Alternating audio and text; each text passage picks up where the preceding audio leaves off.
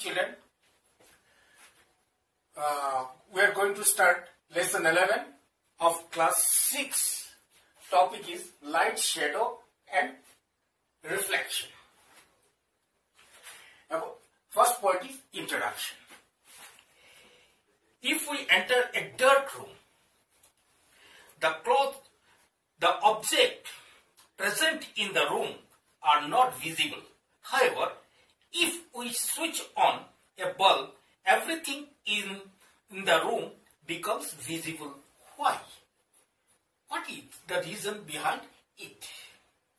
The bulb gives out an invisible energy called light. When this energy falls on the object in the room, it bounces off from the surface of object. When this energy enters our eye, the eye sense it and send it message to the brain. It is finally the brain which really sees the objects.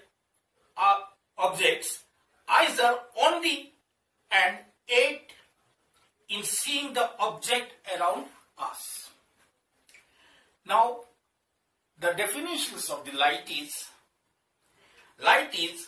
an invisible energy which causes in the sensation of vision. When the light falls on any object, it bounces off from the surface of the object in all directions. This is called scattering of light. Now we will proceed to the second point, that is source of light. Source of light. An object which emits light is called a source of light. All sources of light can be classified into two categories, namely natural and man-made. Natural lights, that is what we get the natural light is from the sun. Sun is the source of or ultimate source of light. Stars and that is fireflies.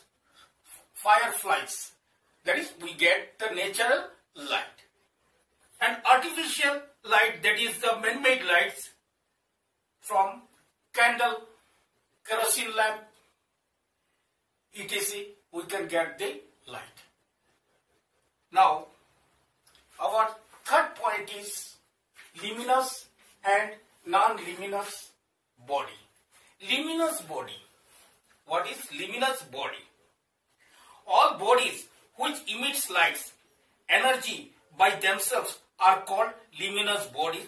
The examples given are the sun, stars, fireflies, etc. are luminous natural body.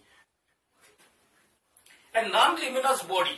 Non-luminous body, the bodies which do not emit light, energy of their own, but reflect the light energy falling on them and hence become visible, are called non-luminous body.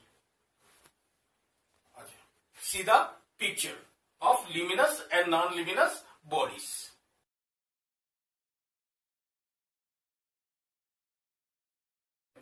Our fourth point is general definitions. That is optical medium, homogeneous medium, heterogeneous medium, transparent medium, translucent medium and opaque bodies. Now we will start, that is general definition, that is the optical medium. Optical medium. Anything through which light energy can pass partially or wholly is called an optical medium. Now our second point is next is homogeneous media. Homogeneous medium.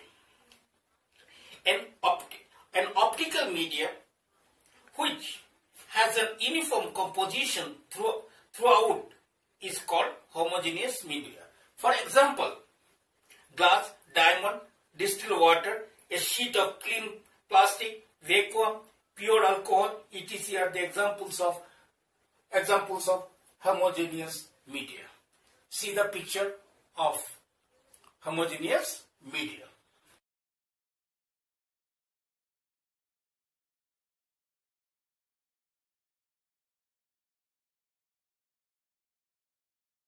Heterogeneous medium. Heterogeneous medium, an optical medium which has different compositions at different points, is called heterogeneous media. For example, air, muddy water, fog, mist, cloud, smoke, etc. are heterogeneous medium. Now let's see the picture of heterogeneous medium.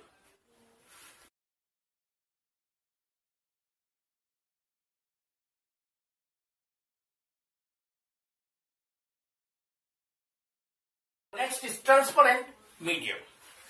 Transparent medium, a medium which allows most of the light energy to pass through it, is called transparent medium. For example, glass, diamond, thin layers of water, air, vacuum, certain kinds of clear plastic, alcohol, benzene, etc. are transparent media. See the picture of transparent media.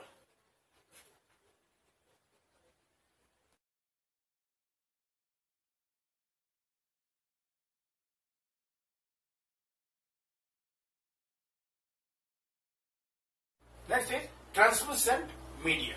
Translucent media, a media which partially allows the light energy to pass through it, is called translucent media. It means the light passes little, not wholly. We call it as a translucent media. For example, ground glass, muddy water, smoke, dust, filled air, fog, mist, cloud, oiled paper, etc. are translucent medium. Now see some pictures of the translucent media.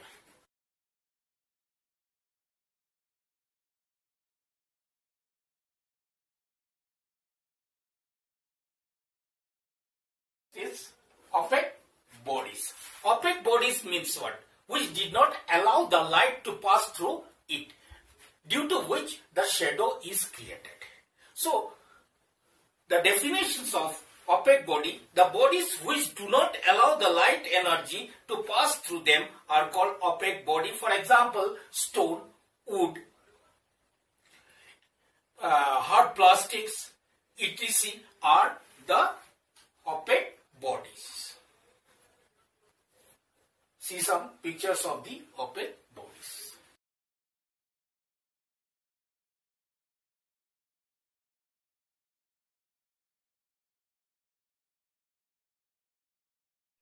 Next, that is the fifth point, is light travels in a straight line. Light travels in a straight line. There are a number of phenomena which suggest that light travels in straight line. That is, number one, formation of day and night suggests that light travels in straight line. If this were not so, the light would have curved around the earth. Curved around the earth, and there would have been sunlight during night too.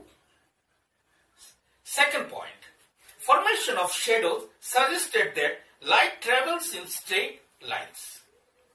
Third is, the beam of light coming from the projection room in the cinema hall suggested that light travels in a straight line. Fourth point, the light coming from the small laser torch used to pointers suggested that the light travels in a straight line. This property of light by which it travels in straight line is called rectilinear propagations of light. See the picture of light which travel in a straight line.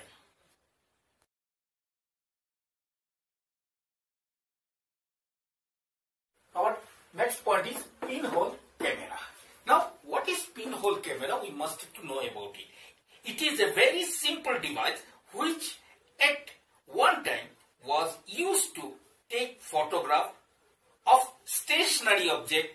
It is not complicated in nature and is based on the principle that light travels in straight line. See the picture of pinhole camera. This is the picture of pinhole camera. Now, the question is how image formed in a pinhole camera and what are the characteristics of the image in pinhole camera. Now, that is how the image formed. A pinhole camera is a simple camera without a lens but with a tiny aperture, the so-called pinhole. Effectively, a light-proof box with a small hole in one side. Light from a scene passed through the aperture and projects an inverted image on the opposite side of the box, which is known as the camera obscura effect. Of the image in pinhole camera. Number one, image is inverted, that is, it is upside down as compared to the object. Number two, image is diminished, that is, it is very small as compared to the size of the object. Third is, the details of the object such as color, size, etc. are clear in the image. Our second point is water shadow. Condition for the formation of shadows. Now, shadow. A dark patch formed behind an opaque body when it is placed in the path of light is called shadow. Condition for the formation of shadow. There must be a source of light. There must be an opaque body to obstruct the light.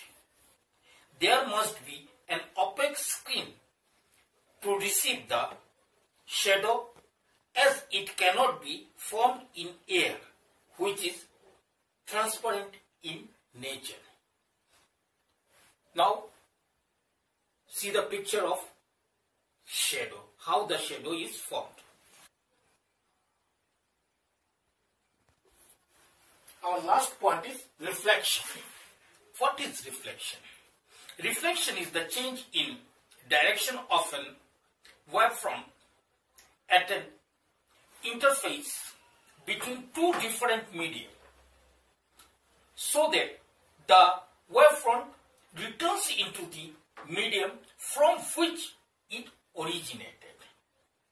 For example, light, sound and water waves, etc. See the picture.